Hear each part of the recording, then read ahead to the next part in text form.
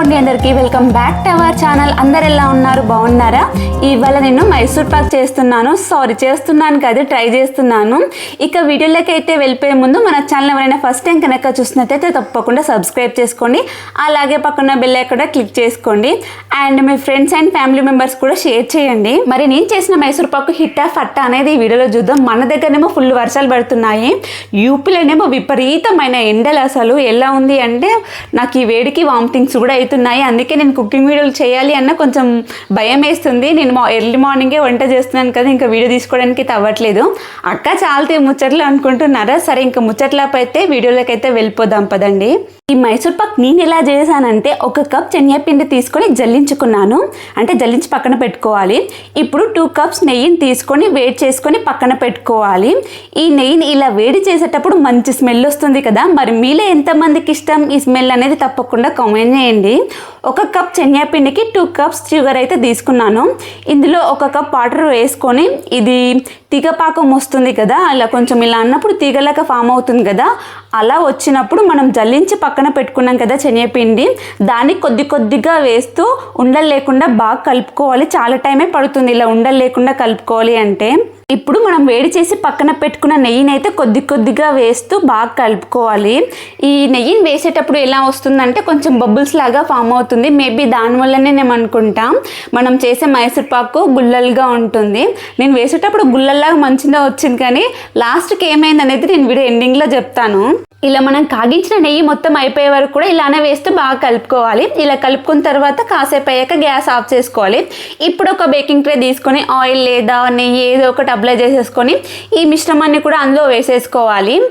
నాకు కేకులు చేసి బాగా అలవాటు అయిపోయింది. ఈ మిశ్రమాన్ని వేసిన తర్వాత కూడా కింద కొడుతున్నాను, బబుల్స్ ఏమైనా ఉంటే పోతాయేమో అని చెప్పి. అయినా నేను గుల్ల మైసూర్ పాక్ అంటేనే బబుల్స్ రావాలి, నేను ఎందుకు కొడుతున్నా అనిపించింది. కానీ ఏదో ఒకటి మీకు అర్థమైనా కాకపోయినా ఇంకా అదే చెప్పేసాను. కానీ దీన్ని అయితే కాసేపు చల్లారబెట్టాలి. కాసేపు అంటే నేనైతే 1 అవర్ చల్లారబెట్టుకున్నాను, కానీ అలా కాదు, ఒక 3-4 అవర్స్ అయినా చల్లారబెట్టుకోవాలి. లేదంటే ట్రేకి ఇలానే అతుకుపోతుంది కదా, బయటకు రాదు తొందరగా. కొంచెం చల్లారిన తర్వాత మనం పీసెస్ లాగా కట్ చేసుకోవాలి. నేనైతే కొద్దిగా చల్లారిన తర్వాత పీసెస్ లాగా కట్ చేసుకున్నాను. అప్పుడే తీస్తే పీసెస్ లాగా బయటకు రాలేదు. కానీ ఆ నెక్స్ట్ డే అంటే ఇప్పుడు నేను వాయిస్ ఓవర్ ఇస్తున్నాను కదా, ఈ టైంకి నేను తీస్తే చాలా బాగా వచ్చింది. నేను అలానే ఇప్పుడు ఇది తీసినట్టుగా వీడియో పెట్టుకుందాము అనుకున్నాను, కానీ లేదు నిజం ఉంటే అదే చెప్పాలి కదా. మీరు కూడా ట్రై చేస్తాం, మళ్ళీ ఖరాబ్ అయితే నన్ను తిట్టుకోకూడదు కదా, అందుకని అలా. ఇలా నేను వంట చేస్తుంటే కిచెన్లో చాలా విపరీతమైన వేడి ఉంది కదా, నీ చెమటతోని ఈరోజు వంట చేస్తున్నావా అని తిడుతున్నాడు మా బావ. ఎందుకంటే డే టైంలో వంట చేద్దామంటే మా కిచెన్లోకి ఎండ వస్తుంది, ఇంకా నైట్ టైం అయితే అసలు కుదరట్లేదు. ఎంత వేడిగా ఉంటుందో, అసలు కూలర్ వేసినా అసలు యూజే ఉండట్లేదు.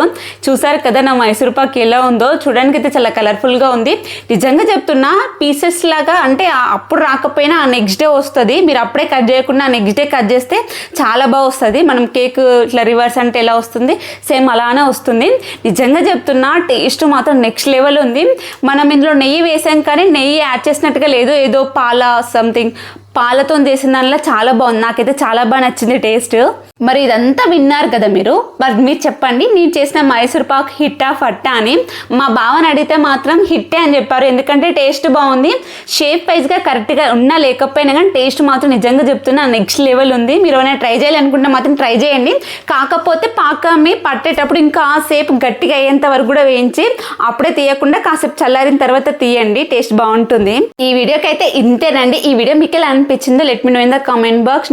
నెక్స్ట్ వీడియోలో మళ్ళీ కలుద్దాం. అంతవరకు టేక్ కేర్, బాయ్.